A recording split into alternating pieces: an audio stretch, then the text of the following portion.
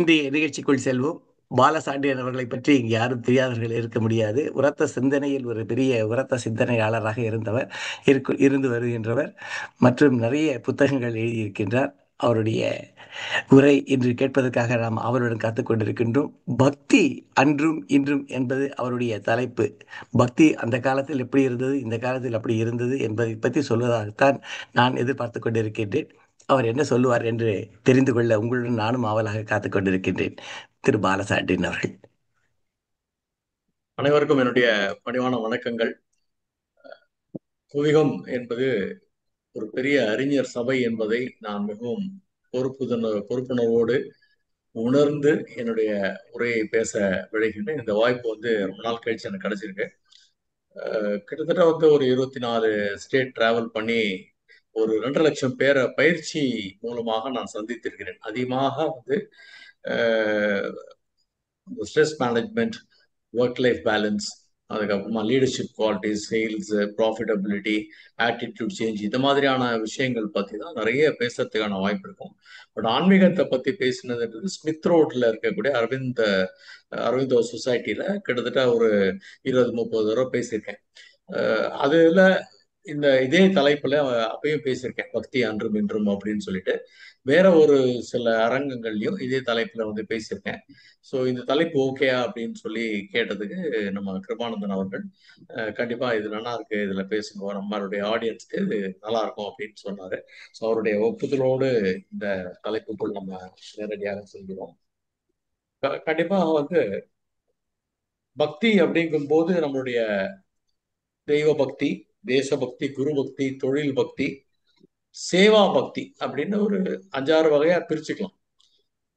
அதுல கண்டிப்பாக இன்னைக்கு எல்லோருமே அதிகமாக பேசிக்கொண்டு வந்து கொண்டிருப்பது தேசபக்தி குறைவா இருக்கு, குரு பக்தி குறைவா இருக்கு, மாதா பிதா கூகுள் தெய்வம் அப்படின்லாம் சொல்ல ஆரம்பிச்சிட்டாங்க. குருவை பெருசா யாரும் மதிக்கிறது இல்லை அப்படிங்கிற மாதிரி. தொழில் பக்திங்கிறது கண்டிப்பாக ஒவ்வொரு மனிதரும் என்னென்ன தொழில் செய்யறாங்களோ அதுல பக்தி ஸ்ரத்தையா இருக்க வேண்டிய கட்டாயத்துல எல்லாருமே இருக்காங்க.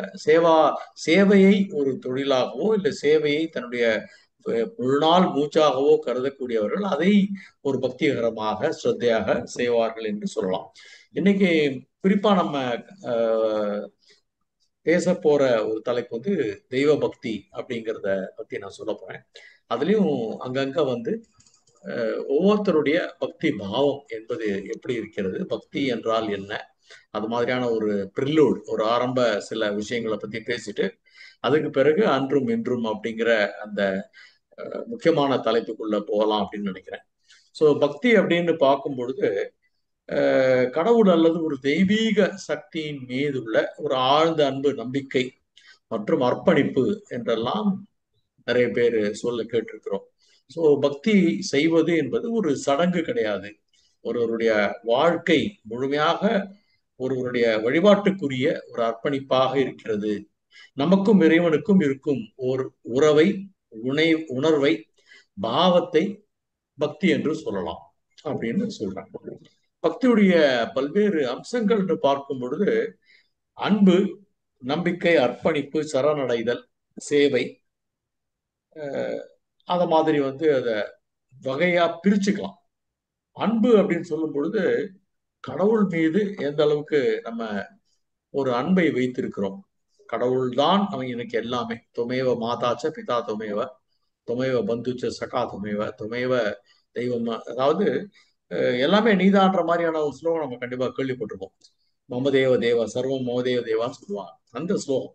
ஸோ அந்த அன்பு என்பது நம்ம எப்படி பாவிக்கிறோம். நம்பிக்கை இல்லாமல் ஒருவன் பக்தி செய்தால் அதுல எந்த விதமான ஒரு பலனும் இருப்பதாக தெரியவில்லை. கடவுள் மீது முழுமையான நம்பிக்கை மற்றும் அவர் மீது உறுதியான பற்று கொள்வது என்று சொல்லலாம். பற்றுன்றது நம்ம டைரக்டா அந்த அட்டாச்மெண்ட் அப்படிங்கிற மாதிரி எடுத்துக்கொள்ள வேண்டாம். கடவுள் மீது நமக்கு இருக்கக்கூடிய ஒரு முழுமையான அன்பினுடைய ஒரு உச்ச கட்டத்தை பற்று அப்படின்னு நம்ம எடுத்துக்கலாம்.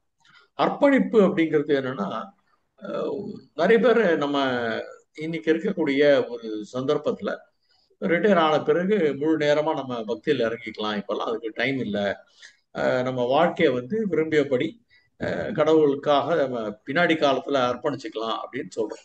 பட் இன்னைக்கு ஒரு ஸ்திரமற்ற வாழ்க்கையை நாம் எல்லோருமே வாழ்ந்து கொண்டிருக்கிறோம்.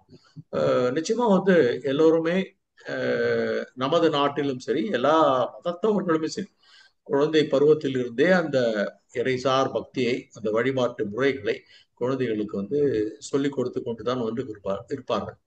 பிறகு அவர்களுடைய சமூக ஒரு ஆர்வத்தின் காரணமாகவும், அவர்களுடைய பல்வேறு அந்த தோழமை காரணமாகவும், அவருடைய பழக்க வழக்கங்கள் வெகுவாக மாறி, அப்படியே அந்த லௌகிக வாழ்க்கை என்று சொல்லக்கூடிய படிக்கணும், வேலைக்கு போகணும், சம்பாதிக்கணும், குடும்பத்தை பார்த்துக்கணும், மற்றபடி வந்து சந்தோஷமா இருக்கணும். அதுக்கு வந்து அப்போ பக்திக்கு வந்து நேரமே இல்லை அப்படிங்கிற ஒரு அடிப்படையில நிறைய பேர் மாறி இருக்கோம் அப்படின்றத சொல்லலாம். இந்த ஜெனரேஷன் வேணா, அதாவது இப்ப நம்ம இந்த நிகழ்ச்சியை பார்த்து கொண்டிருக்கக்கூடிய கேட்டுக்கொண்டிருக்கக்கூடிய ஜெனரேஷன் வேற. ஏற்கனவே இவர் வந்து வாவேசு வந்து ஒரு கேஷுவல் சேட்ல வந்து சொன்னார், நாங்கெல்லாம் வந்து வேற தலைமுறையை சார்ந்தவர்கள் அப்படின்னு. ஸோ நம்மளோட தலைமுறையில இருக்கக்கூடிய அந்த தலைமுறையில நான் கிட்டத்தட்ட வந்துட்டேன். இப்ப 65 வயது பூர்த்தி ஆகிவிட்டது. ஸோ அவரை எட்டுவதற்கு இன்னொரு ஒரு 6-7 வயது தான் இருக்கிறது அப்படிங்கிற மாதிரி we are all following the elders around us. சரணடைதல் அப்படின்னு ஒரு விஷயம் இருக்கு. என்னை சரணடைந்தேன் அப்படின்னு பாரதியார் சொல்ற மாதிரி, சுயநலத்தை விட்டு கடவுளிடம் எப்படி வந்து சரணடைவது, இந்த பக்தியை வந்து இப்படி பிரிச்சுக்கலாம்னு சொல்றாங்க. ஸோ பக்தியினுடைய வகைகள்னு பார்க்கும் பொழுது, குறிப்பாக இந்து மதத்துல வந்து பல்வேறு வழிகளிலே பக்தியை வந்து வெளிப்படுத்தலாம் என்று சொல்றாங்க. வந்து நைமித்திக பக்தி, குறிப்பிட்ட நாட்களில் அல்லது நிகழ்வுகளில் மட்டும் செய்யக்கூடிய பக்தி. அது வந்து ஏகாசி விரதம், இந்த மாதிரி வந்து அமாவாசைக்கு பூஜை பண்றது, இல்ல பிரதோஷ கால பூஜைகள், இல்ல மாச பிறப்பு, இல்ல பண்டிகை காலங்கள்ல மட்டும் இறைவனை வழிபட்டு பக்தி ஸ்ரத்தையாக இருப்பது. நித்திய பக்தின்னு ஒண்ணு இருக்கு. தினந்தோறும் சில பேர் வந்து வீட்டுல பூஜைக்கெல்லாம் எடுத்துட்டு இருப்பாங்க. அவங்க வந்து அவங்க வீட்டுக்குள்ளேயே வந்து அந்த அபிஷேகம் பண்றது, பூஜை முறைகளை பண்ணுவது, அது மாதிரியான விஷயங்கள் நித்திய பக்தி அப்படின்னு சொல்லலாம். காமா பக்தின்னு ஒண்ணு இருக்கு. உலக ஆசைகளை நிறைவேற்றக்கூடிய ஒரு காரணத்துக்காக செய்யப்படக்கூடிய பக்தி. என்னுடைய நண்பர் வந்து டாக்டர் ஆறுமுகம் அப்படின்னு சொல்லிட்டு என்னோட பயிற்சி வகுப்புகள்ல தமாஷா சொல்லுவாரு. ஆனா அதுல ரொம்ப கொஞ்சம் உள்ளார்ந்த ஒரு விஷயம் இருக்கும். அதாவது சிலை என்பது உங்க எல்லாருக்கும் தெரியும். இதெல்லாம் தேவையில்லையோ அதையெல்லாம் நீக்கினால் உருவாவது ஒரு சிலை. அதே வந்து வீட்டுல வச்சிருக்கிறது சிலை கிடையாது, நம்ம படங்கள் தான் வைத்திருக்கிறோம். ஒரு குறிப்பிட்ட அளவுக்கு மேல, ஒரு சைஸுக்கு மேல சிலை வீட்டுக்குள்ள வைத்துக் கொள்ளக்கூடாது என்கிற வழிமுறைகள் உண்டு. ஏன்னா அப்படி வச்சுக்கிட்டா அதுக்கு தனியான ஒரு நியமனங்கள்லாம் உண்டு. ஸோ அந்த படம் என்பது எதெல்லாம் தேவையோ அதை சேர்த்து கொண்டே வருகிறோம். அப்பதான் அந்த படம் வந்து ரொம்ப அழகா இருந்து, குறிப்பாக தஞ்சாவூர் பெயிண்டிங்ல நீங்க பார்த்துப்பீங்க. அதுல வந்து வண்ணங்கள் சேர்த்து, அதுல சில தங்கம் அந்த மாதிரியான கற்கள்லாம் கூட சேர்த்த பிறகு அந்த படம் ரொம்ப அழகாக மாறுகிறது. அப்புறம் அந்த படத்தை வைத்து நாம் இங்க பூசிக்கிறோம். இங்க என்ன தத்துவம் அப்படின்னு என்னுடைய நண்பர் சொல்லுவார் அப்படின்னா, கோவில்ல போய் எனக்கு அதை கொடு இதை கொடுன்னு நீ கேட்காத. எதெல்லாம், ஏன்னா அங்க இருக்கிறது சிலை, எதெல்லாம் தேவை இல்லையோ அதையெல்லாம் நீக்கிய பிறகு வந்திருப்பது அந்த சிலை. சோ உன்னிடம் இருந்து எதெல்லாம் தேவை இல்லையோ, என்கிட்ட வந்து ரொம்ப ஒரு கர்வம் இருக்கு, ஆணவம் இருக்கு, அடிக்கடி கோவம் வருது, இதையெல்லாம் நீக்கிவிடு இறைவா. அத மாதிரிதான் நம்ம வேண்டிக்கணும். அதே வீட்டுல இருக்கக்கூடிய படம், அந்த படத்தை வச்சு நம்ம பூஜை பண்ணி வேண்டிக்கும் பொழுது நம்ம ஏதாவது கேட்கிறோம். நான் சொல்றது வந்து என்னன்னா, இந்த காமா பக்தி அந்த ஒரு கான்டெக்ட்ல சொல்றேன். எனக்கு வந்து நல்ல ஆரோக்கியத்தை கொடு, என்னோட உறவு முறையை சீராக்கு, வீட்டுல வந்து எனக்கு நல்ல பண வசதிகளை கொடு, நான் வேண்டு போன எல்லாம் கொடு அப்படின்னு கேட்கிற மாதிரியான ஒரு பக்தி அப்படின்னு சொல்லுவாங்க. இதுல வந்து நிறைய முறை, நிறைய கோவில்கள்ல நிறைய பல விசேஷமான அம்சங்கள் இருக்கும். அந்த என்ன விசேஷம்னு தெரியாமையே அந்த கோவிலுக்கு நம்ம போவது உண்டு. அதையுமே கொஞ்சம் நகைச்சுவையாக என்ன சொல்வார்கள்னா, ஒரு இந்த சபரிமலைக்கெல்லாம் போறவங்க என்ன பண்ணுவாங்க, சபரிமலைக்கு போயிட்டு வர வழியில எல்லா கோவிலுக்கும் போவாங்க, பழனிக்கு அங்க இங்க எல்லா இடத்துக்கும் போயிட்டு தான் வீட்டுக்கு திரும்பி வருவாங்க. அப்படி ஒரு பெரிய கூட்டம் நுழைகிறது. அப்போ அதுக்கு முன்னாடி ஒரு பக்தர் என்ன பண்றாருன்னா, கொஞ்சம் பொங்கல் வாங்கி சாப்பிட்டுருக்காரு. அவர் கையெல்லாம் ரொம்ப அந்த முழங்கை வழிவாரங்கிற மாதிரி எக்கச்சக்கமா நெய் அது மாதிரிலாம் இருக்கு. அதை போய் அங்க இருக்கிற ஒரு தூண்ல போய் அப்படி தேய்க்கிறார். தேய்ச்சிட்டு என்னவோ தெரியல, அப்படி முகர்ந்து பார்க்கிறார். மறுபடியும் தேய்க்கிறார். அப்புறம் முகர்ந்து பார்க்கிறார். இப்ப தூரக்கேந்து வரவங்க எல்லாம் என்ன நினைக்கிறாங்க, இந்த கோவிலில் விசேஷம் இந்த தூண் தான் போல இருக்கு, நம்மளும் அந்த கோயிலை போய் தேய்ச்சு அதை கண்ணில் ஊத்திக்கணும், மூக்குல மோந்து பார்க்கணும். அப்போதான் இந்த கோவில்ல இருக்கக்கூடிய எதையும் நம்ம மிஸ் பண்ணாம வெளில போவோன்ற மாதிரி அவங்க புரிஞ்சுக்கிறாங்க. ஸோ ஆகவே நம்ம நிறைய விஷயங்களை ரொம்ப ஒரு கண்மூடித்தனமாக, ஒரு பிளைண்ட் ஃபெய்த்னு சொல்லலாம். ஓ இப்படிதான் பண்ணணும் போல இருக்குன்னு சொல்லிட்டு காரண காரியங்களை விசாரிக்காமல் நிறைய விஷயங்கள் இந்த ஆசிரமத்துல பூனை கட்டுற கதை எல்லாருக்குமே தெரியும். அதை நான் I don't want to say that and waste your time. So இந்த காமா பக்தி அப்படிங்கிறது உலக ஆசைகளை நிறைவேற்றப்படுவதற்காகவே செய்யக்கூடிய பக்தி அப்படின்னு சொல்றாங்க. இந்த பிரேமா பக்தின்னு ஒண்ணு இருக்கு.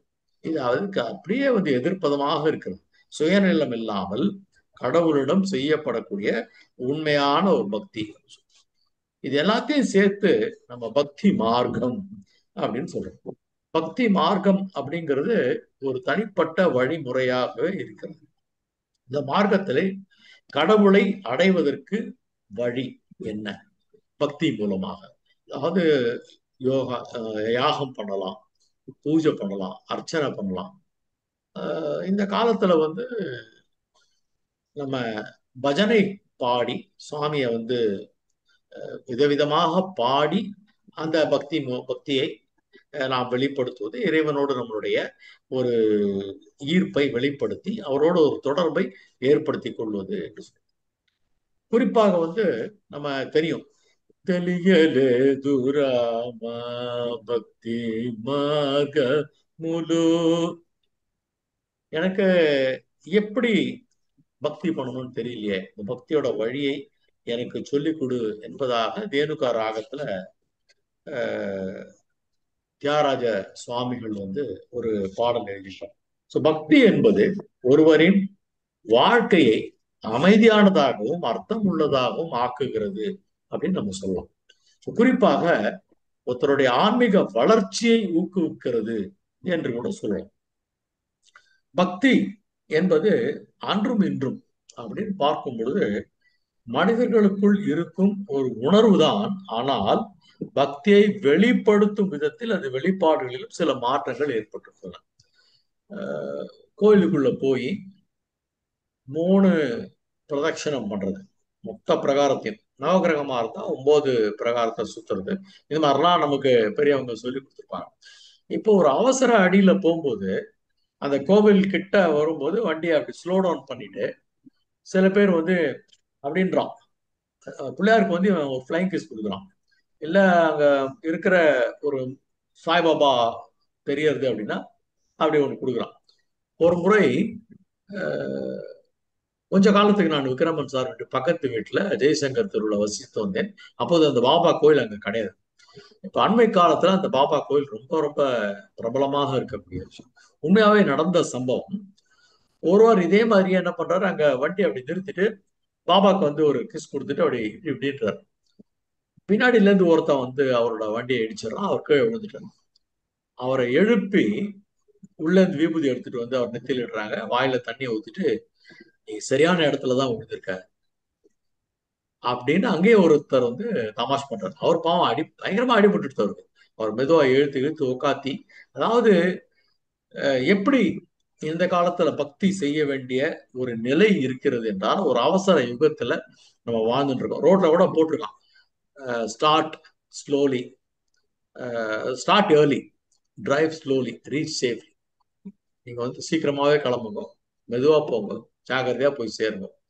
அப்போ இந்த ஒரு அவசர யுகத்துல அவன் கிளம்புறதே லேட்டு. அங்க போய் பஞ்சு வைக்கணும், 2 பஞ்சு ஒரு லஞ்சும்பாங்க.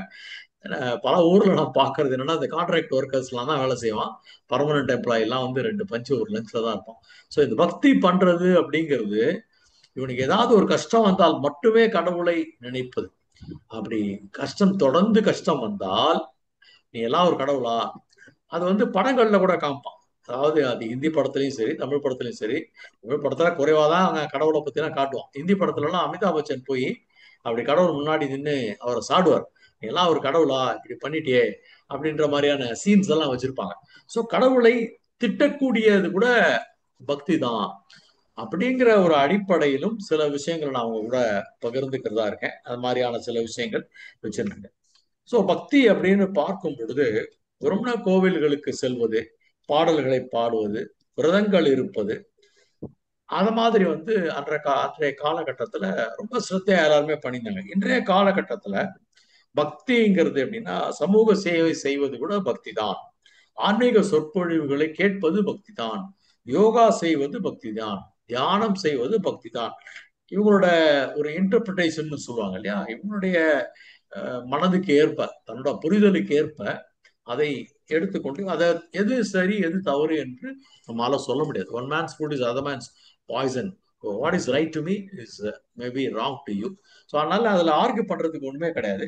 பழைய காலத்துல வந்து ஒரு சமூக கட்டமைப்பாக நம்ம இருந்திருக்கோம். கோவில்கள், மடங்கள், வழிபாட்டு தலங்கள் அங்கெல்லாம் போய் நம்மளுடைய பக்தியுடைய ஒரு வெளிப்பாட்டை நம்ம கொடுத்துட்டு இருக்கோம். குறிப்பா என்ன சொல்லுவாங்க அப்படின்னா, ஒரு நகைச்சுவையா ஒரு விஷயம் சொல்லலாம். இப்ப திருப்பதிக்கு போனோம் அப்படின்னா குறைஞ்சது 5000ல இருந்து ஒரு 10,000 ரூபா ஆகும். நம்மள ஆதார் கார்டு அது இதெல்லாம் போட்டு குரூப்பா டப்பால உட்காந்து வைக்கிறான். நம்ம பாட்டுக்கு உட்காந்துருப்போம், எப்படா உள்ள கூப்பிடுவான்ற மாதிரி எல்லாருமே வந்து ஒரு ரெஸ்ட்லெஸ் சுச்சுவேஷன்ல இருக்கும். அப்போ திடீர்னு ஒருத்தன் என்ன பண்ணுவான், நம்மள மொபைல்லாம் பிடுங்கி வச்சிருவான். வேற யாரும் எதுவும் பேசவும் முடியாது, எல்லாரும் அமைதியா இருப்பாங்க, வேற மூட்ல இருப்பாங்க. எப்போ அடுத்த கூண்டுக்கு நம்மள அனுப்புவான்ற மாதிரி. திடீர்னு ஒருத்தன் என்ன பண்ணுவான், ஏடுகொண்டல வாடா வெங்கட்ரமணா, என்னடா இவனு கோவிந்தா கோவிந்தா. திடீர்னு ஒரு பக்தி அந்த ரூம்குள்ளேயே அப்படியே பரவிடும். அந்த அந்த வைப்ரேஷன், அந்த அலைக்குள்ள நம்ம சென்றுடுவோம். மறுபடியும் அந்த சத்தம் ஓஞ்சிரும். அடுத்த பாக்ஸுக்கு போட்டோன்னே வேற ஒருத்தன் தெலுங்குல சொல்லுவான், வட்டி கொண்டல வாடா, அவனடா இவனு வட்டி கொண்டல வாடா, கோவிந்தா கோவிந்தா. இப்படி எல்லாம் பண்ணி கரெக்டா இப்போ கிட்டத்தட்ட சாமியை பார்க்கிற இடத்துக்கு வந்துட்டான். பல பேர், நம்மில் பல பேர் செய்யக்கூடிய மிக முக்கியமான தவறு என்னன்னா, இந்த மாதிரியான திருப்பதி மாதிரி இடத்துல சில நொடிகள் மட்டும்தான் நம்மளால இறைவன் முன்னாடி நிற்க முடியும். அந்த நேரம் பார்த்து நம்ம என்ன பண்ணணும்னா கண்ண மூடிட்டோம். பகவானே என்ன காப்பாத்துப்பா, என்ன எல்லாரையும் என்ன சொல்றதுன்னு தெரியாது. அந்த ஒரு உணர்ச்சி வேகத்துல எல்லாரையும் காப்பாத்து, என்ன காப்பாத்து, எனக்கு நல்ல புத்தி கொடு, ஏதாவது ஒண்ணு கேட்டு ஜரகண்டி ஜரகண்டின்னு சொல்லி வெளில பிடிச்சி ஒரு தள்ளி விட்டுருவான். ஐயோ பாக்கலையே பாக்கலையே, திருப்பி இப்படி திரும்பி உள்ள போவாம்பாங்க. மறுபடியும் they will push you out. அப்போ உண்மையாகவே நம்மளுடைய அங்க செல்ல வேண்டிய நோக்கம் என்ன அப்படின்னு பார்த்தா, இறைவனை காண்பதற்காக நாம் சென்றிருக்கிறோம். அப்போ நம்ம அந்த பாதம் முதல் அவரை வந்து நுட்பமாக கவனித்து இறைவன் எப்படி இருக்கிறார், அந்த தீபாராதனை அவரை காட்டுறாங்க. இருட்டா இருக்கக்கூடிய அந்த கர்ப்ப அறைக்குள்ள இறைவன் எப்படி பூரண அலங்காரத்தில் இருக்கிறார், என்ன மாதிரி மாலைகள் சாத்திருக்காங்க, என்ன மாதிரி ஆடை அணிவித்திருக்கிறார்கள், என்ன மாதிரியான ஆவரணங்கள் போட்டிருக்காங்க, அவருடைய முகம் எப்படி இருக்கிறது, அதை பார்த்தாலே நமக்கு எப்படி சக்தி கிடைக்கிறது. இதெல்லாம் நம்ம பார்த்துட்டு வெளியில வந்து பிரகாரத்துல உட்கார்ந்து மாடு என்ன பண்ணும்னா கிடுகிடுன்னு சாப்பிட்டுட்டு ஒரு ஓரமா போய் உட்காந்துரும். எதுக்கு ஓரமா போய் உட்காருது, மறுபடியும் எல்லாத்தையும் வாயில கொண்டு வந்து ஒரு அசை போட்டு, அசை போடுறதுங்கிறது அதான். கிட்டத்தட்ட அந்த பிரகாரத்துல உட்காரும் பொழுது அந்த கண்களை மூடிக்கொண்டு அந்த கடவுளை நம்ம பார்த்தோம் இல்லையா, அந்த மொமெண்ட் அதை கேப்சர் பண்ணியிருக்கோம். இது NLP-ல என்ன சொல்றோம்னா அந்த ட்ரிகர் அப்படின்றது, அந்த ட்ரிகர் ஆயிருக்கும் மைண்ட்ல. அதை மறுபடியும் வந்து you have to recall and reproduce it in your mind. மனசுக்குள்ள திருப்பி கொண்டு வந்து அந்த திவ்ய தரிசனத்தை மீண்டும் நம்மளால் நினைவாற்றலால் கொண்டு வந்து எப்படிப்பட்ட ஒரு தரிசனத்தை நாம் கண்டோம். அப்போ அந்த தரிசனம் வரும் பொழுது அந்த மனக்கல்லுக்குள் அகக்கண்ணுக்குள் இறைவன் மறுபடியும் தோன்றும் பொழுது நம்ம என்னெல்லாம் அவர்கிட்ட பேசணும்னு நினைச்சோமோ அதெல்லாம் கண்ணை மூடி உட்காந்து பேசிட்டு அதுக்கப்புறம் பிரசாதம் சாப்பிடுறது, உண்டியல்ல போய் பணம் போடுறது, இதெல்லாம் பண்ணலாம். இப்போ இது மாதிரி வந்து இன்னைக்கு நம்ம பர்பஸா வந்து எப்படியாவது அதை பார்த்தோம்னா அங்க போய் குழந்தைக்கு ஒரு முடியா இருக்கணும், அங்க போய் உண்டியல்ல போய் யாரோ பணம் எல்லாம் கொடுத்துருப்பா எல்லாத்தையும் போடணும், அப்புறம் வெளில வரணும், கிடுகிடுன்னு பீமா ஹோட்டலுக்கு போனோம். ஸோ இது வந்து ஒரு ரொட்டீன் மாதிரி தான் நம்ம வந்து பண்றோமே தவிர அதுல வந்து பக்தியோ ஒரு ஸ்ரத்தையோ இல்லை என்கிற நிலையில் நாம் தள்ளப்பட்டிருக்கிறோம். அப்படிங்கிற ஒரு விஷயத்த நம்ம கட்டாயமா ஒத்துந்தான் ஆகணும். ஸோ இன்றைய காலகட்டத்துல பக்தி என்பது ஒரு தனி நபரின் விருப்பமாக இருக்கிறது. குறிப்பாக இப்ப கிறிஸ்துவ மதத்துல சண்டே சண்டே அவங்க சர்ச்சுக்கு கண்டிப்பா போறாங்க. வெள்ளிக்கிழமை வெள்ளிக்கிழமை முஸ்லிம்ஸ் எல்லாம் வந்து அந்த தொழுகை பண்றாங்க. முதியவர்கள்லாம் 5 வேளை தொழுகை பண்றாங்க. ட்ரெயின்ல போனா கூட டக்குன்னு ஒரு லுங்கியோ துண்டையோ போடுறான், அவன் பாட்டுக்கு அந்த பிரார்த்தனைக்குள்ள இறங்கிடுறான். எதை பத்தி அவன் கவலைப்படல. ஆனா கவலைப்படுவது எல்லாமே நாம தான். ஐயோ அவன் இப்ப நெத்திட்டா என்ன சொல்லிடுவானோ, நம்ம இங்க உட்காந்து மூச்சை பிடிச்சி பிராணாயாமம் பண்ணா வேற யாராவது என்ன சொல்லிடுவாங்களோ, இந்த ஒரு ஹிப்போக்ரட்டிக் ஒரு நேச்சர்ல நம்ம என்ன பண்றோம், ஒரு போலித்தனமான ஒரு முகமூடியை அணிந்து கொண்டு நாம் வழக்கமாக செய்வதை எல்லாம் செய்யாமல் யாருக்காகவோ எதற்காகவோ பயந்தபடி தயங்கியபடி குழம்பியபடி நம்ம வந்து செய்யறதே இல்லை. இந்த தனிநபர் விருப்பம் அப்படின்றதை மாறிவிட்டது என்பதை நான் எங்கே சொல்கிறேன் என்றால், போனா கோயிலுக்கு போகலாம், வேண்டாம்னா அப்படியே அரகரான்ட்டு சாமிக்கு ஒரு நமஸ்காரத்தை பண்ணிட்டு, என்னம்மா பிரசாதம்லாம் ரெடியா, முதல்ல நீ என்னெல்லாம் பண்ணியிருக்க, இன்னைக்கு விநாயகர் சதுர்த்தி வரப்போகுதுன்னா என்னெல்லாம் பண்ணியிருக்க, ஓ இதெல்லாம் வழக்கமா பண்ணுவீங்க, இந்த வாட்டி ஏமா பண்ணல, நம்ம 2 பேர் தானே இருக்கோம், எல்லாத்தையும் பண்ணிட்டு எப்படி சாப்பிட்றது சொல்லுங்க, சுகர் எழுதி சொல்றீங்களா, வேண்டாம் விடுங்க, சரிம்மா என்ன முடியறதோ அதை பண்ணு. ஸோ நம்மளோட அந்த சுவாமிக்கு கொடுக்கக்கூடிய நைவேத்தியத்தை கூட நம்ம எவ்வளவு ஆல்டர் பண்ண முடியுமோ நம்மளுடைய வசதிகளுக்கு ஏற்ப அந்த கண்டிப்பா அந்த எப்படி சொல்லியிருக்காங்களோ அப்படிதான் பண்றோம்னா இல்லை.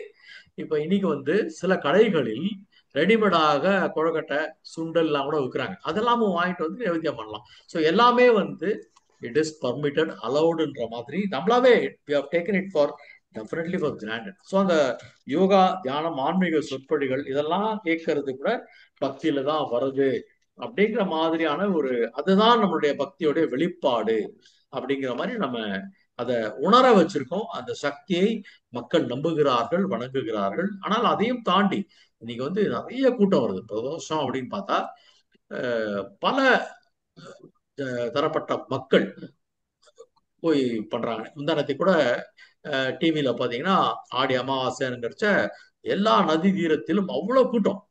அவங்க வந்து ஹிந்து மதத்தை சார்ந்தவர்கள் அப்படிங்கிற அவ்வளவுதான், அதான் பேசிக். மற்றபடி வந்து அவங்க அதுல என்ன சப்செட்லாம் யாரும் பார்க்கல. எல்லாருமே போய் அவங்க மூதாதையர்களுக்கு தன்னுடைய இதை வந்து வெளிப்படுத்தி உடனே சாமி கோயில போய் பார்த்து அவ்வளோ பக்தியோடு ஸ்ரத்தையாக இன்னும் செய்கிறார்கள். அதோட நம்பர்ஸ் அதிகமாயிருக்கு அப்படிங்கிறத நம்ம ஒத்துட்டு தான் ஆகணும். ஸோ இறைவனை வணங்குவது மட்டுமல்ல, ஒழுக்கத்தோடு வாழ்வதுதான் என்று நிறைய பேர் இன்னைக்கு நினைக்க தொடங்கியிருக்காங்க. நம்ம ஒழுக்கத்தோடு இருந்தாலே பக்தியோடு இருக்கிறதா தான் அர்த்தம். கண்டிப்பாக நம்ம பார்த்தோம் அப்படின்னா, ஒழுக்கம் விழுப்பம் தரலான் ஒழுக்கம் உயிரினும் ஓம்பப்படும்.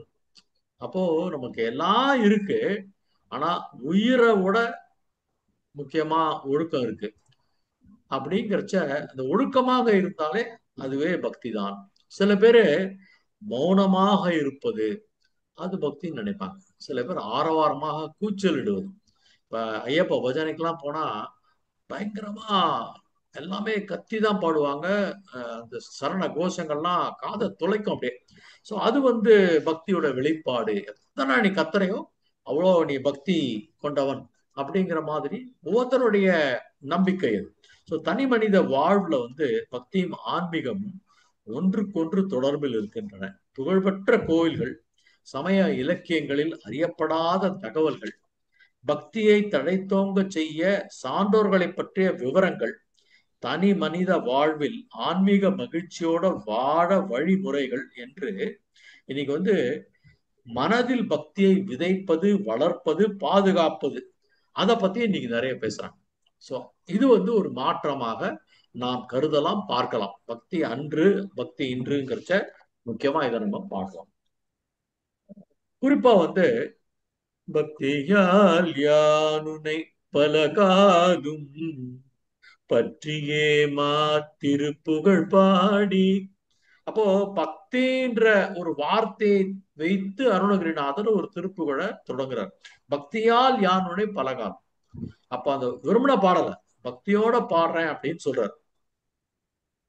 அடுத்த ஒரு உதாரணம் சொல்லணும்னா, ஒரு நெகோசியேஷன் நம்ம பண்றோம். நான் அதை தரேன், நீ இதை தரையா, பாலும் தெளிதேனும் பாகும் பருப்பும் இவை நாளும் கலந்து நான் உனக்கு தருவேன். நீ எனக்கு என்ன தருவ?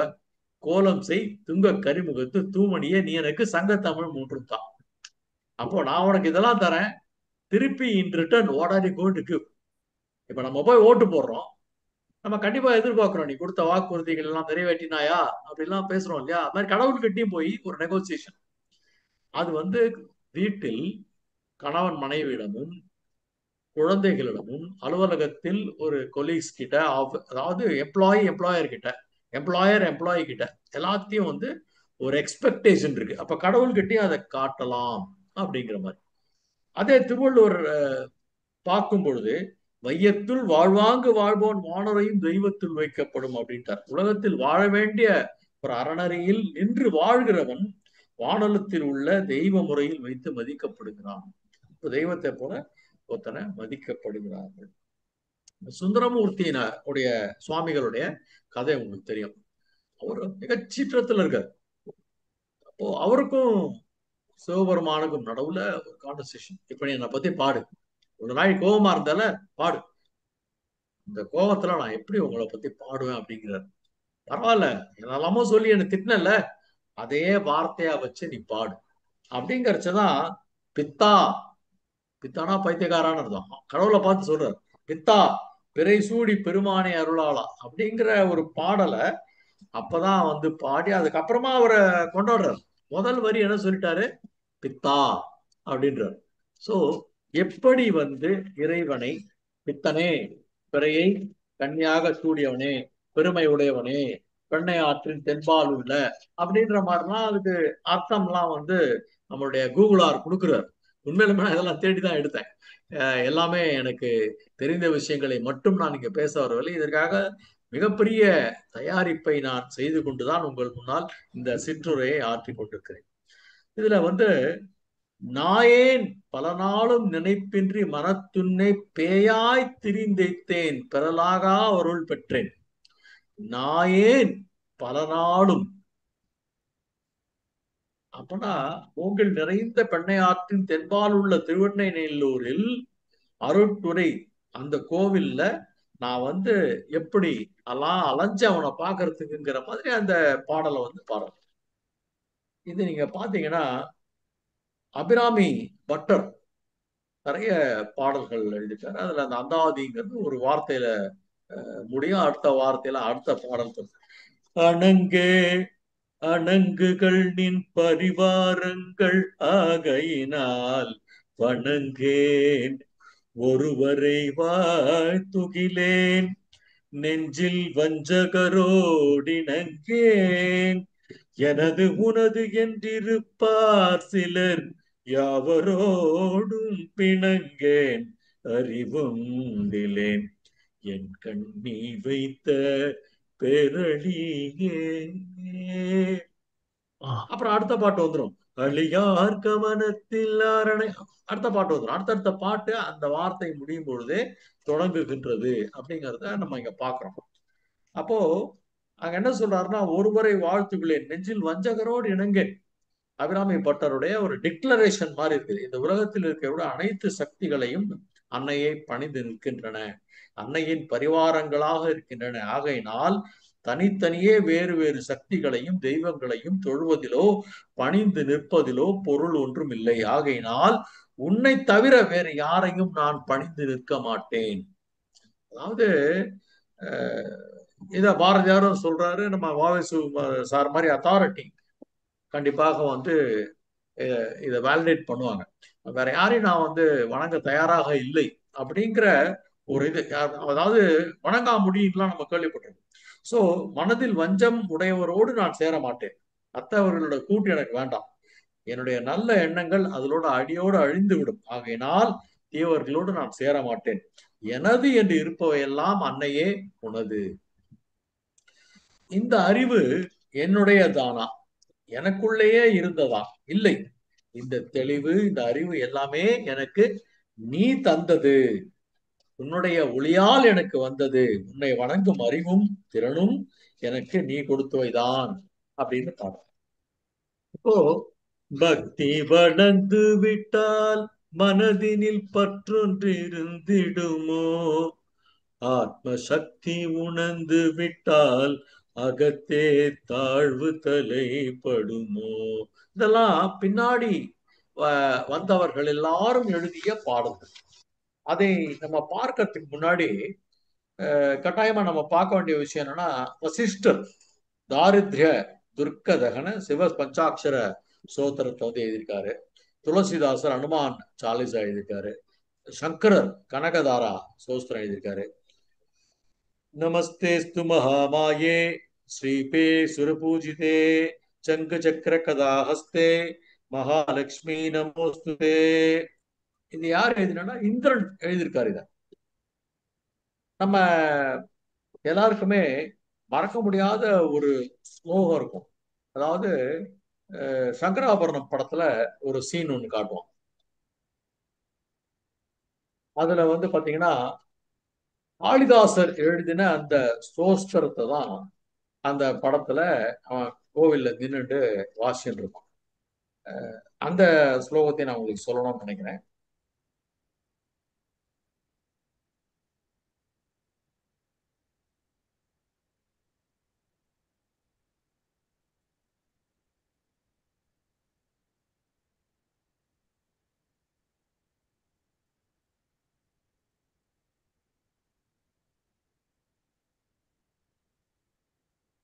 ஓகே, அது வந்து எங்கோ it's got confused somewhere. I'm not able to find it right now. அதற்கு பிறகு வந்த கம்போசர்ஸ், அதாவது பாடல் ஆசிரியர்கள் இறைவனை எத்தனை பக்தியோடு அணுகியிருக்கிறார்கள் அப்படிங்கிறத நம்ம தமிழ் பாடல் இயற்றியவர்கள் எல்லாமே இது ஒரு பக்தி இலக்கியம்னு சொல்றோம். நம்மளுடைய தமிழ் இலக்கியத்தை பக்தி இலக்கியம்னு சொல்றோம். ஆனா தமிழ்ல மட்டும் அப்படி இல்லைங்கிற சான்றையும் உங்கள் முன்னால் நான் சமர்ப்பிக்க விரும்புகிறேன் இந்த குறுகிய காலகட்டத்தில். புல்லாய் பிறவி தர வேணும், புனிதமான பல கோடி பிறவி தந்தாலும் பிருந்தாவனமதில் புல்லாய். ஊத்துக்காடு வெங்கட சுப்பையர் என்ன சொல்றாரு? அந்த பிருந்தாவனத்துல ஒரு புல்லா கூட நான் கண்டிப்பா பிறந்துதான் ஆகணும்.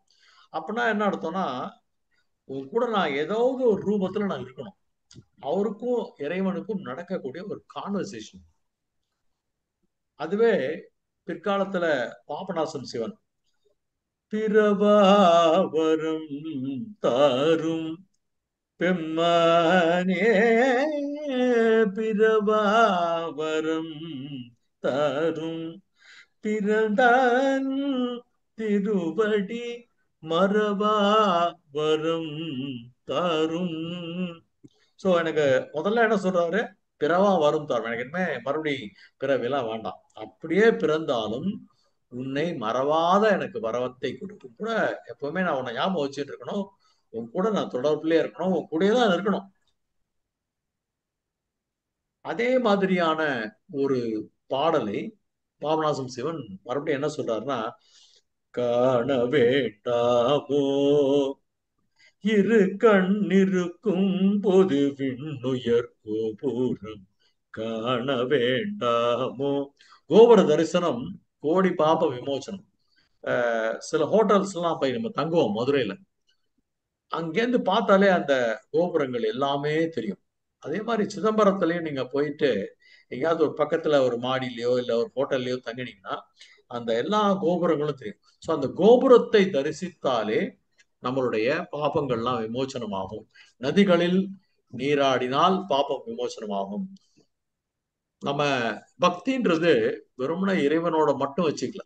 இந்து மதத்துல சிவனோட கழுத்துல இருக்கிறதுனால நாம் பாம்பையும் வணங்குகிறோம், அந்த எலியையும் வணங்குகிறோம், யானையை வணங்குகிறோம். ஸோ எதெல்லாம் இறைவனோடு தொடர்பில் இருக்கிறதோ, கழுகை பார்த்தா கிருஷ்ணர் ஞாபகம் வருது, மயிலை பார்த்தா முருகர் ஞாபகம் வருது. ஸோ இப்படியாக இறைவனோடு சம்பந்தப்பட்ட அது வந்து என மாதிரியான ஒரு விலங்கு இனமாக இருந்தாலும், பூச்சி இனமாகலாம், பறவை இனமாக இருக்கலாம், நம்ம அதையும் சேர்த்துதான் நாம் வணங்குகிறோம் அப்படிங்கிறத நம்ம வந்து பார்க்கிறோம். இன்னொரு இடத்துல பாபநாசம் சிவன் என்ன பண்றாருன்னா, ஒரு கொஸ்டின் பண்றார். அந்த நெகோசியேட்டிங் கைண்ட் ஆஃப் ஒரு கொஸ்டின் கேட்கிறார். என்னை காத்தருள்வதொரு பாரமா, அடிமை என் வாழ்வு உன்னை எதிர்க்கும் தீரமா. அதுல என்ன சொல்றாருன்னா, அடுத்த வரியில அன்னை உனக்கு சதகோடி. பாபநாசம் சிவன் இந்த நூற்றாண்டை சேர்ந்தவர் தான். சோ இப்ப 130 140 சொல்றோம். அவருடைய பாடல்லே வந்து ஒரு ப்ரூஃப் இருக்கு. அதாவது மால்தஸ் தியரி படி every 25 years the population doubles. 30 கோடி முகமுடையாள்னு பாரதியார் எழுதினார். பாபநாசம் சிவனுடைய பாடல்ல நமக்கு என்ன ப்ரூஃப் கிடைக்கிறதுனா, அன்னை உனக்கு சதகோடி மக உண்டு, அகதி ஏழை அதில் என் போலவருண்டு, என்னை காத்தருள்வ. என்னை காப்பாத்துறதுலாம் உனக்கு என்ன ஒரு பெரிய கஷ்டமாயா? 100 கோடி ஜனம் இருந்தாலும் எல்லாரையும் நீ தான் காப்பாத்தி ஆகணும். அதுல ஒருத்தன் நானு. நான் என்ன அனாதையா? நான் யாரு? நான் என்ன அவ்வளவு பெரிய ஏழையா? சொல்லு அப்படின்ற மாதிரி.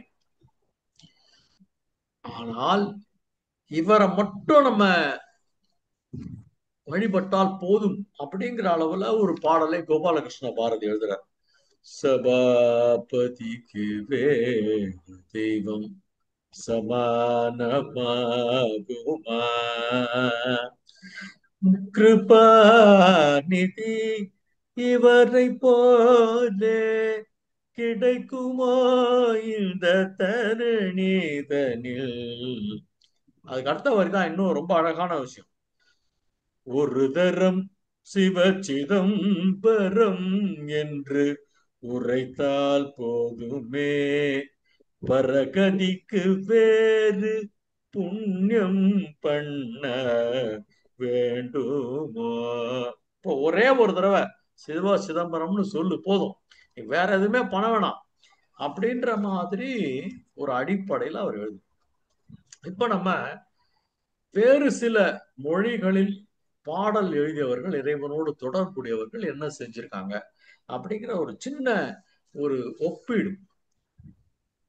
மராட்டிய அபங்கங்கள்ல பாத்தீங்கன்னா, இந்த மை குலாம் அப்படிங்கிற ஒரு ஒரு பிரயோகம் நிறைய பாடல்கள்ல இருக்கு. குலாம் அப்படின்னா அடிமை. ம குலாம் ம குலாம் ம குலாம் தேரோ, நான் வந்து உன்னோட அடிமை, நீதான் you are my master, I am just your slave. அந்த ஒரு பாவம். ஆனா நம்ம பாரதியாரை வந்து பார்த்து வியக்கணும் இந்த இடத்துலதான். பாரதியை பாரதி வந்து கண்ணனை ஒரு காதலனாக நினைக்கிறான், காதலியாக நினைக்கிறான், ஒரு சேவகனாக நினைக்கிறான், கட்டளை எடுக்கிறான். உனக்கு என்ன சம்பளம் உனக்கு சொல்லு அப்படிங்கிற மாதிரி எல்லாம் அந்த பாடல்கள்ல வருது. மறுபடியும் நம்ம தெலுங்கு பாடலுக்கு போகும்போது, ஓ ராமனி நாம ஏமி ருச்சிரா எந்த ருச்சிரா. அதாவது நம்ம செந்தமிழ் நாடனும் போதி நிலை இன்ப தேன் வந்து பாயுது காதி நிலைன்னு சொன்னார் இல்லையா? அது மாதிரி ராமன்கிற நாமம் எவ்வளவு ருச்சியா இருக்கு. அதாவது இந்த 5 எலிமெண்ட்ஸ் நம்மளுக்கு கொடுத்துருக்காங்க இல்லையா? நம்மளால வந்து கண்ணால பார்க்க முடியும், காதால கேட்க முடியும், மூக்கால நுகர முடியும், நாக்கால சுவைக்க முடியும், தொட்டு பார்க்க முடியும். இறைவனை தொட்டு பார்க்க முடியாது. இப்ப கரண்ட் இருக்கா அப்படின்னா லைட் எரியறது, ஃபேன் சுத்துறது, அப்போ கரண்ட் இருக்கு. இது போயிடுத்துன்னா கரண்ட் இல்லை. சோ எங்கிருந்தோ ஒரு சக்தி நம்மை இயக்கி கொண்டிருக்கிறது. அது மாறி மாறி தான் வரும். அது கிட்டத்தட்ட விஜய் படத்துல வர டயலாக் மாதிரி தான். மேல இருக்கிற கீழே போவான், கீழே இருக்கிற மேல போவான். அது வந்து நம்புறவங்க இருப்பாங்க, நம்பாதவங்க இருப்பாங்க. பட் சிறு சிறு சாதாரண விஷயத்துல நம்ம எதிர்பார்க்காத ஒரு பாடல்ல கூட உங்களுக்கு ஒரு உதாரணம் சொல்லிட்டு மறுபடியும் நெக்ஸ்ட் கம்போசருக்கு நான் போறேன். ஜனனமும் மரணமும் பல முறை வருமென தலையணை நினைவூட்ட. இது வந்து ஒரு ரொமான்டிக் சாங் இது. இந்த இடத்துல வந்து அந்த பாடலாசிரியர் என்ன பண்றாருன்னா, ஜனனமும் மரணமும் பல முறை வருமென தலையணை நினைவு இன்று புதிதாய் பிறந்தேன் பாரதி சொல்றான் இல்லையா? அவ்வளவு எளிதா நம்ம அதை கடந்து போயிட முடியாது. புனரபி மரணம், புனரபி ஜனனம், புனரபி மரணம், பஜகோவிந்தத்துல வர ஒரு வரி எடுத்து சினிமால வைக்கிறான். ஜனனமும் மரணமும் பல முறை வரும் என தலையணை நினைவூட்ட. த பில்லோ ரிமைண்ட்ஸ் யூ. இன்னைக்கு நீ படுத்துட்டா நாளைக்கு எழுந்திருப்பேன்ற ஒரு கேரண்டி எல்லாம் ஒண்ணும் கிடையாது. தூக்கத்தில் இறக்கக்கூடியவர்களின் நபர்கள் அப்படிங்கிறது கூகுள்ல ஒரு ஒரு நாளும் அந்த நம்பர்ஸ் இன்க்ரீஸ் ஆயிட்டே போகுது. தூக்கத்திலே போயிட்டார் சார் அப்படின்னு சொல்லுவாங்க சில பேருடைய ஒரு துக்கத்துல நம்ம கலந்துக்கும் பொழுது. நல்லா தான் சார் படுத்துட்டாரு, சாப்பிட்டு நல்லா பேசியிருந்தாரு, படுத்திருந்தாரு, அப்புறம் காஃபி குடுக்கலாம்னு எழுப்புறோம், போயிட்டார் போல இருக்கு சார் தூக்கத்துல. சோ ஜனனமும் மரணமும் பலமுறை வரும் என. அப்போ அந்த சமயத்துல நம்ம பார்க்க வேண்டியது என்னன்னா, நிச்சயமாக நாம் ஒரு விஷயத்த புரிஞ்சுக்கணும். நீடு கபம் கோழை ஈழை நெருக்கியன் நெஞ்சை எடைத்திடும் போது, விக்கி நாவும் குழறிடும் போது, மனம் எண்ணிடுமோ தெரியாது, அன்றுனை கூவிட இன்றழைத்தேன் அருளச்சுதனே ஹரிநாராயணா. அப்போ நீடு கபம் கோழை ஈழை நெருக்கி ஒரு கடைசி சுச்சுவேஷன்ல நம்ம இருக்கோம். அந்த நேரத்தில் இறைவனை சிந்திக்கக்கூடிய நிலைமை நமக்கு மனதில் தோன்ற வேண்டும். தோன்றுமானா தோன்றாது. அங்க வலிக்குது, எங்க வலிக்குது, என்னமோ ஆயிடுத்து, என்னமோ நமக்கு வந்துருத்தேன்ற பயம். ஃபியர் இஸ் டேஞ்சரஸ் தான் டிசீஸ். டாக்டர் பாஸ்கர் குவிகம் கடைசி பக்கத்துல நிறைய மருத்துவ கட்டுரைகள், அதெல்லாம் பல சைக்கலாஜிக்கல் விஷயங்கள் எல்லாம் குறிப்பிட்டிருப்பார். அந்த ஃபியர், அந்த பயம் தான் நோயை விட கொடுமையானது. அப்போ அந்த நீடு கபம் கோழை ஈழை நெருக்கிய நெஞ்சை அடைத்திடும் போது நமக்கு சொல்லணும்னு தெரியாது. அப்போ நம்ம அப்போதைக்கு இப்போதே சொல்லி வைத்தேன் அப்படிங்கிற மாதிரி நம்ம அதை புரிஞ்சுக்கணும். இப்ப நம்ம கன்னடத்துக்கு வந்தோம் அப்படின்னா, புரந்தரதாசர் என்ன பண்றாருன்னா, நானேಕೆ ಬಡವನು ನಾನೇಕೆ ಪರದೇಸಿ ಶ್ರೀನಿಧೇ ಹರಿಯ ನಗೆ ನೀನಿರುವ ತನಕ ನಾನೇಕೆ ಬಡವನು ನಾನೇಕೆ பரதேசி. அதாவது நான் யாருன்னு எனக்கு தெரியலப்பா. நான் யாரு? நான் ஒரு ஏழையா? நான் யார்? நான் ஒரு வெளியாளா?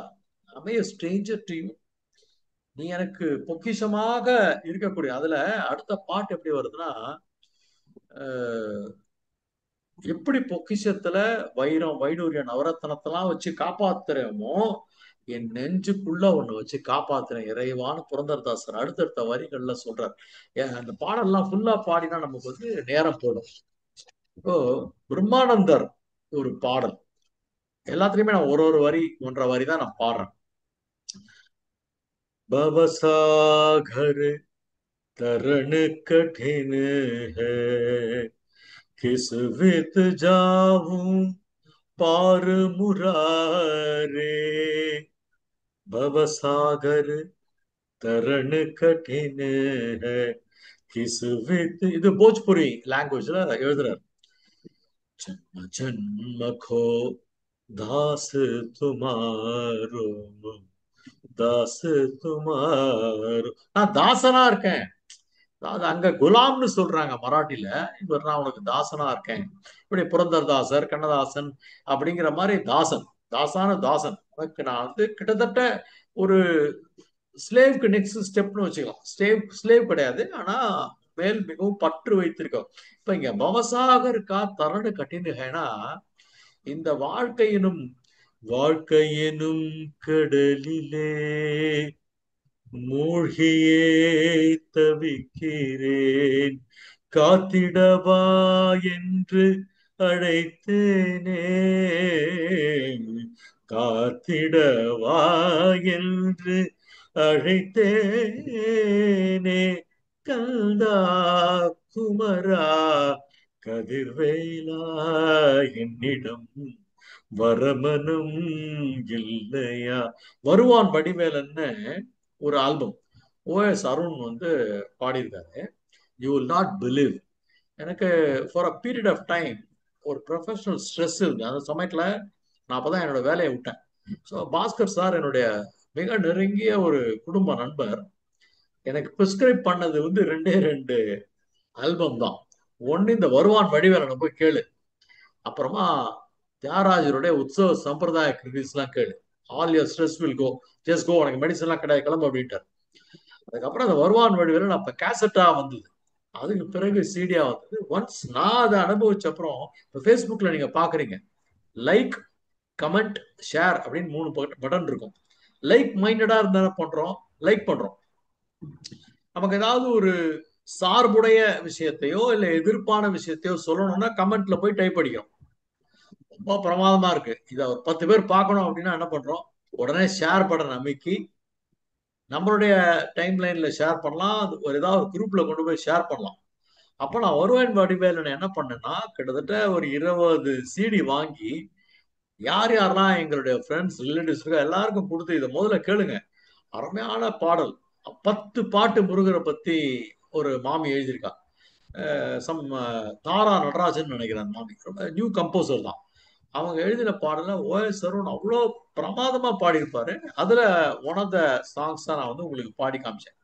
இப்போ அண்மை காலங்கள்ல நீங்க கோவிலுக்கு போனீங்க, இப்ப தை வெள்ளி ஆடி வெள்ளி போனீங்கன்னா, கண்ணிரண்டும் முன்னுருவே காண வேண்டும், காலிரண்டும் உன்னடியே நாட வேண்டும், பண்ணமைக்கும் நாவுனையே பாட வேண்டும், பக்தியோடு கை உனையே கூட வேண்டும், எண்ணமெல்லாம் உன் நினைவேயாக வேண்டும், இருப்பதெல்லாம் உன்னுடையதாக.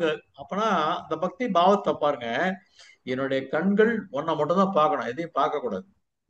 உன்னை காணாத கண்ணும் கண்ணல்ல.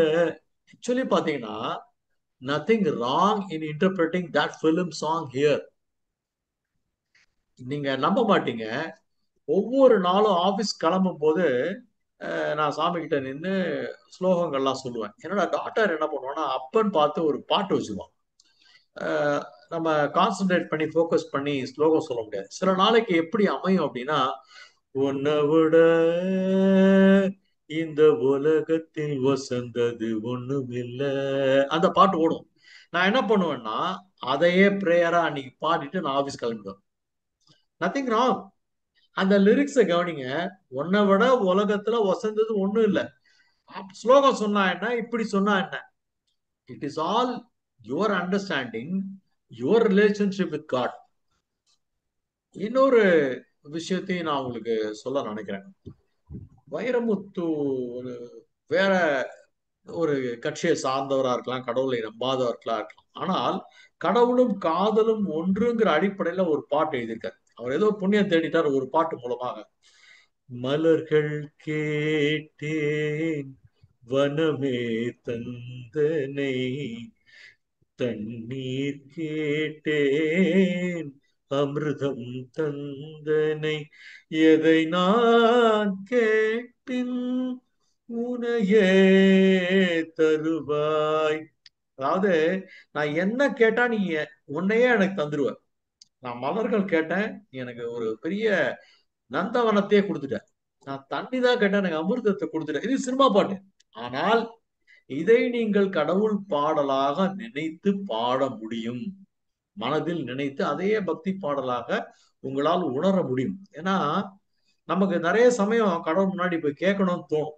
இப்ப கடவுளே எழுத்த மாதிரி வந்து நிற்காரு. என்ன வரம் கேணும் பாலா, கேளு அப்படின்னாக்கா, முதல்ல நீ அவன கால்லாம் நிக்குதா அவருக்கு, அவர் கையில வேல் பிடிச்சிருக்காரா, அது வந்து பிளாஸ்டிக் வேலா, அட்டை வேலா, நிஜம் வேலா, சங்கு சக்கரத்தெல்லாம் காணமே இந்த விஷ்ணுக்கு, நம்ம ஆராய்ச்சி பண்ணுவோமே தவிர we will miss that moment. எனக்கு நீதான் வேணும் அப்படின்னு கேட்டுட்டா ஒன்றும் ப்ராப்ளமே இல்லை. குஷ்வந்த் சிங் எழுதுறார், சப் குச் பாலியா துஜே பாக்கர் உठे नहीं हाथ मेरे इस दुआ के बाद. எல்லாம் நான் தமிழ மொழிபெயர்த்தேன். எல்லாம் அடைந்து விட்டேன், உன்னை அடைந்த பிறகு உயரவில்லை பிரார்த்தனைக்கு பிறகு. எல்லாம் அடைந்து விட்டேன், உன்னை உன்னை அடைந்த பிறகு எல்லாமே கிடைச்சிருச்சு எனக்கு. நீ கிடைச்ச பிறகு எனக்கு எல்லாமே கிடைச்சிருச்சு, அவ்வளவுதான். when I got you there is nothing to ask.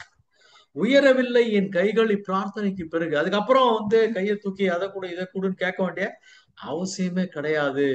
So இந்த மாதிரியான விஷயங்கள் நம்மளுடைய மனசுல எப்படி நம்ம பதிஞ்சுக்கிறோம் அப்படிங்கிறது ரொம்ப ரொம்ப முக்கியம். இது மாதிரி அன்னை என்ன சொல்றாங்க பக்தியை பத்தி அப்படிங்கிறத பத்தி பல சந்தர்ப்பத்துல நான் பேசியிருக்கேன். தன்னை முழுமையாக இறைவனுக்கு அர்ப்பணிப்பதே உண்மையான பக்தி அப்படின்னு பாண்டிச்சேரி அன்னை சொல்றாங்க. இது ஒருவரின் உணர்ச்சிகளை, ஆசைகளை மற்றும் செயல்களை இறையின் பாதையில் செலுத்துவதாகும். பக்தியை ஒரு முக்கிய யோக முறையாக கருதுவது அன்னை. மேலும் பக்தியானது ஒருவரது ஆன்மீக பயணத்திலே ஒரு முக்கிய அம்சமாக இருக்கிறது. இந்த பக்தி ஒருவரின் அகந்தையை தவிர்த்து இறைவனுடன் ஆழமான தொடர்பை ஏற்படுத்த உதவுகிறது. அன்னை என்ன சொல்றாங்கன்னா, வெறும் உணர்ச்சி படுவது மட்டும் பக்தி அல்ல. நம்ம எப்பெல்லாம் உணர்ச்சி படுவோம்னு யோசிச்சு பாருங்களேன். நம்ம வினியார் என்ன ஹாப்பி மூமெண்ட், ஒரு 2 நாளைக்கு அந்த ஹேங் ஓவர் இருந்துட்டே இருக்கும். அந்த சந்தோஷ தருணங்கள்லயே நம்ம இருப்போம். ஒரு டெத்துக்கு போயிட்டு வாங்க, அன்னைக்கு ஃபுல்லா அதே யோசிச்சுட்டு இருப்போம். நைட்லாம் கூட அதை பத்தியே யோசிப்போம். அநியாயமா இருக்குப்பா, சின்ன வயசு எப்படி போய் சேர்ந்துட்டான்னு தெரியலையே. ஒரு 2 days பேக் என்னுடைய very close friend Soumya Narayanan, producer in Doordarshan. 1 minute consolidate பண்ணிடலாமா? பண்ணி thanks. Yes yes just 1.5 minutes yes, அப்படி அப்ரப்டா நிறுத்த வேணும்னு பாக்குறேன். சௌமியா கண்டிப்பா. சௌமியா சௌமியா நாராயணன் கார்ல வந்துட்டு இருக்காரு. பெரியார் சிலை கிட்ட வரும்போது அவருக்கு நெஞ்சு வலிக்கிற மாதிரி இருக்கு. அப்படியே ஸ்டியரிங் மேலே சாஞ்சிருவாரு. ஃபர்தரா பின்னாடி இருக்கிற வண்டி எல்லாம் ஹார்ன் அடிச்சுட்டே இருக்கான். பக்கத்துல உடனே போலீஸ் பாக்குறான். பாக்குறவங்க ஒரு ஹாஸ்பிட்டல் கூடும் போறாங்க. இஸ் பிராட் டெட்ன்றாங்க. நேத்திக்கு பேப்பர்ல எப்படி ரிப்போர்ட் பண்றான் அப்படின்னா, அவர் பேர் சௌமியா நாராயணன். சௌமியா எனும் தொலைக்காட்சியில் பணிபுரியக்கூடிய ஒரு பெண் ஊழியர் காரில் செல்லும் பொழுது மரணமடைந்தார். இதுதான் பேப்பர்ல ரிப்போர்ட். இதை எதுக்காக சொல்றேன்னா, எப்ப யாருக்கு என்ன நடக்கும்னு தெரியாது அப்படிங்கிற ஒரு சூழ்நிலையில நம்ம எந்த மாதிரியான ஒரு பக்தியை நாம் வளர்த்து கொள்ள வேண்டும். ஸோ மறுபடியும் நான் ரிப்பீட் பண்றேன். துமேவ மாதா ச பிதா துமேவ துமேவ பந்துச்ச சகா துமேவ துமேவ வித்யா திரவிணம் துமேவ துமேவ சர்வம் மமதேவ தேவ. நீயே என்னுடைய தாய், நீயே என்னுடைய தந்தை, நீயே என்னுடைய உறவினர், நீயே என்னுடைய நண்பன், நீயே எனது கல்வி, நீயே எனது செல்வம், நீயே எனக்கு எல்லாமே, சகலமும் எனக்கு நீயே. அதாவது நம்ம வாவேசு சார் ஒரு பாட்டு எழுதியிருந்தார். அன்பே அகிலம், அன்பே சகலம். அந்த அகிலம் சகலம் ரைமிங்கா போடுறாரு. சகலம் அப்படிங்கிறது என்னன்னா, it it is every thing. It includes அந்த வேர்ட்ல அந்த ஒரு பவர்ஃபுல்லான ஒரு வார்த்தை அந்த இடத்துல போடுற. எல்லாமே எனக்கு நீதான் அப்படிங்கிறத, நீதான் என்னோட அகிலம். இது பிள்ளையார் என்ன பண்றாரு, அம்மா அப்பா நீதானே என்னோட உலகம் அப்படின்னு சொல்லிட்டு அம்மா அப்பாவை சுத்தி வந்துடுறாரு இல்லையா. அன்பே அகிலம், அன்பே சகலம். சோ இந்த பக்தி என்பது ரொம்ப ப்ரிசைஸா நான் கன்க்ளூட் பண்ணணும்னா, நிச்சயமாக அது வெறும்ன ஒரு அன்கண்டிஷனல் லவ் அப்படின்னு சொல்றோம் இல்லையா. எந்த விதமான ஒரு நிபந்தனையற்ற ஒரு அன்பு யார் மேல வைக்கிறோம்? கடவுள் மேல. அதாவது I just surrender an to you. அவரோட காலடியில நம்ம பாரத்தை போட்டாச்சுன்னு சொன்னா நமக்கு வேணுங்கிறது கிடைக்க போகுது. அதனால அது பூஜை செய்வதாலோ, பலவிதமான புஷ்பங்களை வாங்குவதாலோ, விதவிதமான நைவேத்தியங்கள் செய்வதாலோ மட்டுமே பக்தின்னு அதை வெளிப்படுத்த எடுத்துக்க வேண்டாம். கடைசியா ஒரே ஒரு சென்டென்ஸோட நான் இந்த உரையை நிறைவு செய்யறேன். That to pray is prayer by itself அப்படின்னு சொன்ன ஒரு மகாத்மா காந்தி. இது இந்த நாரதர் கதை மாதிரி. இந்த எண்ணெயை கையில கொடுத்து சுத்தி வான்னு சொல்றாங்க இல்லையா. அவன் நான் எண்ணெயவே பார்த்துருந்தேன், நாராயணன் சொல்லவே இல்லை அந்த செகண்ட்லன்றார். ஸோ தாட் டு ப்ரே, பிரார்த்தனை பண்ணணும்னு நினைக்கிறோம் பாருங்க, அதுவே பிரார்த்தனை தான். அப்போ அந்த பக்தி என்பது எனக்கும் அவருக்கும் உள்ள ஒரு தொடர்பு. It is unquestionable, it is unconditional and it need not be revealed. யாருக்கும் அது விளக்கம்லாம் தேவை கிடையாது. நான் அதை எப்படி அந்த பக்தியை வச்சிருக்கேன், எப்படி அதை நான் பாதுகாக்கிறேன், அதை எப்படி நான் வெளிப்படுத்துறேன்னு சொல்ல வேண்டிய அவசியம் இல்லை. ஆகவே பக்தி அன்றும் இன்றும் என்பது அப்பெல்லாம் கோயிலுக்கு மட்டும் போய் கோவிலே கதியாக, இறைவனே கதியாக இருந்த ஒரு சூழ்நிலை மாறி இன்று ஒரு க்ஷணம் கடவுளை நினைத்தாலே அது பக்தி என்கிற அளவுக்கு மாறி வருகிறது. இருந்தாலும் அதையும் மறந்து விட்டு அதுக்கு என்ன ஷார்ட்கட்னு கண்டுபிடிக்காம இருக்கிற வரைக்கும் நிச்சயமாக நாம் நல்வழிப்படுவோம், நன்றாக இருப்போம், சந்தோஷமாக இருப்போம் என்று சொல்லி இந்த அருமையான வாய்ப்புக்கு என்னுடைய மனதார்ந்த நன்றியை சொல்கிறேன். நான் ஏதாவது தவறாக பேசியிருந்தாலோ இல்லை வேற ஏதாவது தகவலான ஒரு விழுமியங்களை உங்கள் முன்னால் சமர்ப்பித்திருந்தாலோ அதற்கு உங்களிடம் நான் ஒரு அட்வான்ஸ் பெயில் மாதிரி வாங்கிக்கிறேன். என்னை மன்னித்து ஒரு சிறுவன் என்று மன்னித்து அருளுங்கள். நன்றி. நன்றி நன்றி பாலசாண்டில சார். நீங்க அப்படியே இது பாட்டு பாடியே அப்படியே உங்களுடைய உரையை கொண்டு போனீங்க. ரொம்ப அருமையா இருந்தது. பக்தி அன்றும் இன்றுங்கிறதுக்கு அந்த காலத்துல பக்தி எப்படி இருந்தது, இப்போ எப்படி இருக்கு அப்படிங்கிறது சொல்லும்போது அழகா ஒரு வார்த்தை சொன்னீங்க. தேவையற்றதை எடுப்பதுதான் சிலை. அப்படியே அந்த கல்லில் இருக்கிறது மற்ற தேவையெல்லாம் படி சிலையை கொண்டு வருது. ஆனால் தேவை உள்ளதை போடுறது தான் நம்ம பார்க்கக்கூடிய படம்னு சொன்ன அந்த ஒரு கான்செப்ட் ரொம்ப மனசில் ரொம்ப ஆழமாக பதிஞ்சிருக்கு. ரொம்ப சிறப்பாக இருந்தது. பக்தியை பற்றி ஒரு தொட்டு காட்டினீங்க. அந்த காலத்தில் எப்படி பக்தி பாடல்கள் நம்ம பாடினோம், தியாகராஜர் சுவாமிகள் அவங்கெல்லாம் பாடின பாடல்கள்லாம் எப்படி இருந்தது அப்படின்னு பாடல் மூலமாகவே நீங்கள் சொல்லி காமிச்சீங்க. ரொம்ப சிறப்பாக இருந்தது. நீங்கள் ஒரு அதை நம்ம மதுவந்தி சொன்னதை போல பா பேச்சுக்கு நடுவில் பாடல் இருக்கிறத விட பாடல்களே நிறைய சொல்லி பேச்சை இன்னும் கொஞ்சம் கம்மியாக பண்ணியிருந்தாங்கன்னா பாடல்களையும் ரசிச்சிருக்கலாம்னு தோணுச்சு. ரொம்ப அருமையாக இருந்தது இன்றைக்கு. சார் வாபிசு சார் அவருடைய கருத்துரையோட இன்றைய நிகழ்ச்சியை நம்ம நிறைவு செய்வோம். அடுத்து வாபிசு சார் இதை பற்றி உங்களுடைய கருத்தை சொல்லிட்டு நம்ம இந்த நிகழ்ச்சியை நிறைவு செய்யலாம். பாலா, முதல்ல என்னுடைய நமஸ்காரம். வாழ்த்துகள். நமஸ்காரம் சார். எனக்கு பாலாவை தெரியும் போது பாலாவுடைய முதல் பொண்ணுக்கு வந்து 2-3 வயசு குழந்தை. அப்ப பாத்துங்க பாலா என்ன வயசுல இருப்பாருன்னு. அதுல இருந்து எனக்கு பழக்கமான பாலா. இதுல முக்கியமான விஷயம், இன்னைக்கு அவர் பேசிய அந்த பக்தி அன்றும் இன்றும்ல நான் பார்த்துட்டே வந்து வந்து பாலா முதல்ல சொன்ன விஷயம், அதாவது வந்து இறைவன் கிட்ட காட்டக்கூடிய பக்தி, தொழில காட்டக்கூடிய பக்தி, குரு கிட்ட காட்டக்கூடிய பக்தி, அம்மாவிட்ட காட்டக்கூடிய பக்தி, that particular passion I have seen it in Bala. பாலாவுடைய தொழில் பக்தி பத்தி எனக்கு தெரியும். பாலாவை எவ்வளவு டீப்பா பல துறைகள்ல அவர் வந்து முயற்சி எடுத்துனவர். ஒரு சாதாரண ஒரு விஷயம் கம்பேர் பண்றது அப்படின்னா, he used to spend hours together. கையில இத்தனை நோட்ஸ் வச்சுன்னு அந்த ஆர்கனைசர் சொல்றான், சார் 8 மணிக்குள்ள நிகழ்ச்சி முடியணும் சார் அப்படின்னு. பாலா ஒவ்வொருத்தர்கிட்டயா போய் கேட்டு அவருடைய இன்ஃபுளுன்ஸ்ல பாலா சொல்றார கேட்கலான்னு எவ்வளவு விஐபி யாரா இருந்தாலும் சொல்லி அதுக்குள்ள முடிப்பார். I have seen many times. நானும் ஒரு பல ப்ரோக்ராம்ஸ் ஒன்னா கூட இருந்திருக்கிறோம்.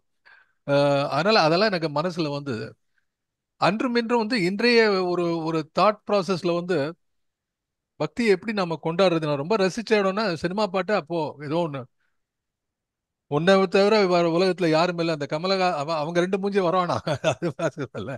அத அதாவது அது மோஸ்ட் இம்பார்ட்டன்ட் திங். அதாவது உலக வழக்கை விட்டு உன்னுடைய சரண் அடைந்தேங்கிறதுக்கு இதுதான் கான்செப்ட். இந்த பாட்டை பாடும்போது அந்த 2 முகம் இல்லாம உங்க வீட்டு பிள்ளையார் முகம் வந்து யூ ஆர் ஆல்ரெடி ஞானி. அதுல ஒன்றும் சந்தேகமா இல்லை. It is told very easy but very difficult to attain that. அதனால வந்து ரொம்ப நல்லா இருந்தது. அதாவது பக்தியை பத்தி எவ்வளோ பெரியவா கிருபாந்த வாரியார் இந்த பக்கம் பார்த்தோன்னா சார் அனந்தநாத் தீட்சிதர்ல இருந்து ஆரம்பிச்சு கிட்டத்தட்ட நூத்துக்கணக்கான பேர் நான் பக்தி உபன்யாசம் பண்ணி கேட்டிருக்கேன். ஆனா பாலாவோட உபன்யாசம் வித்யானம், that is a beauty of it. அதான் பக்தி is very individualistic, spiritual progress is individualistic. அது வந்து தன்னுடைய வாழ்க்கையில இருந்து எப்படி ஒரு அந்த முருகன் பாட்டை வச்சுட்டு தான் எப்படி வந்தோம் அவ்வளவுதான். That is a certification. அதாவது இது கடவுளுக்கும் ஒரு தனி மனிதனுக்கும் இருக்கக்கூடிய ஒரு தனிப்பட்ட உறவு. அந்த உறவிலிருந்து விளையக்கூடிய அனுபவத்தை மட்டும் அவர் சொல்லல, அவர் அனுபவிச்ச விஷயத்தை சொல்றார். அதனால நிச்சயமா இதுக்கு வந்து யாரும் வந்து வேற ஒன்றும் கைதட்டுற விட ஒரு ஒன்றும் பாராட்டு கிடையாது. அதுல சொன்ன விஷயத்தை நம்ம எல்லாம் எடுத்துக்கலாம். அண்ட் வாழ்க்கையினுடைய நிலையாமை அத்தனை பேரும் அதுதான் பேசுறாங்க. இன்னைக்கு இருக்க போல நேத்திக்கு அன்றும் இன்றும்ங்கிறதுல வந்து அதுதான் அடக்கமா நான் நினைக்கிறேன். இதுல இன்னொன்னு சேர்த்துக்கலாம். இன்னைக்கு பாலா சொன்னது வந்து அன்றும் இன்றும் மட்டுமல்ல, அது என்றும் பொருந்தும். ஆகவே இந்த நல்ல விஷயத்தை வந்து அவர் சொன்னது ரொம்ப மகிழ்ச்சியா இருந்தது. பாலாவுடைய வளர்ச்சியில மனசார நான் வந்து பாராட்டக்கூடிய ஒரு ஒரு சீனியர் ஃப்ரெண்ட் அவருக்கு. இன்னைக்கு நல்ல அருமையா 1.5 மணி நேரம் தங்கு தடையின்றி எத்தனை பாட்டு, தெலுங்கு, மராட்டி, குஜராத்தி, நானும் அவரும் கசல் பத்தி தான் பேசுவோம். நாங்க 2 பேசினா தமிழ் கவிதை கூட பேச மாட்டோம். ஸோ இது மாதிரி பல விஷயத்துல கூட பாலா, என் அன்புக்குரிய பாலா, என்னுடைய ஆசிகள் வளர வேண்டும். நிறைய பேசுங்க பக்தியை பத்தி. வாழ்க வளர்க. குவியத்தினுடைய நிறைவான நிகழ்ச்சி இன்றும் நடந்தேறியது. எல்லாருக்கும் வணக்கம். அடுத்த வாரம் நமது ஆகஸ்ட் 3ஆம் தேதி பானுமதி வெங்கடேஸ்வரன் அவர்கள் பேச வருகிறார்கள். நம்ம சாகித்ய அகாடமி பற்றி ஒரு சீரீஸ் ஒன்று பண்ணினோம். என்னங்கிறத பற்றி நம்ம யோசிச்சுட்டு இருந்தோம். ஒரு கிட்டத்தட்ட ஒரு 4-5 வாரம் ஒரு சாகித்ய அகாடமி பரிசு வாங்கின விருது பெற்ற புத்தகங்களை பற்றி பேசினோம். அதில் ஒன்று விட்டு போயிருந்தது. அதை பற்றி பேசுவதற்காக பானுமதி வெங்கடேஸ்வரன் அவர்கள் வருகிறார்கள். சில நேரங்களில் சில மனிதர்கள், ஜெயகாந்தன் என்ற புத்தகம், அதை பற்றி பேசுவதற்காக பானுமதி வெங்கடேஸ்வரன். அடுத்த வாரம் வரை நாம் அதை கேட்ப காத்திருக்க வேண்டும். நன்றி, நன்றி. மீண்டும் சந்திப்போம். வணக்கம்.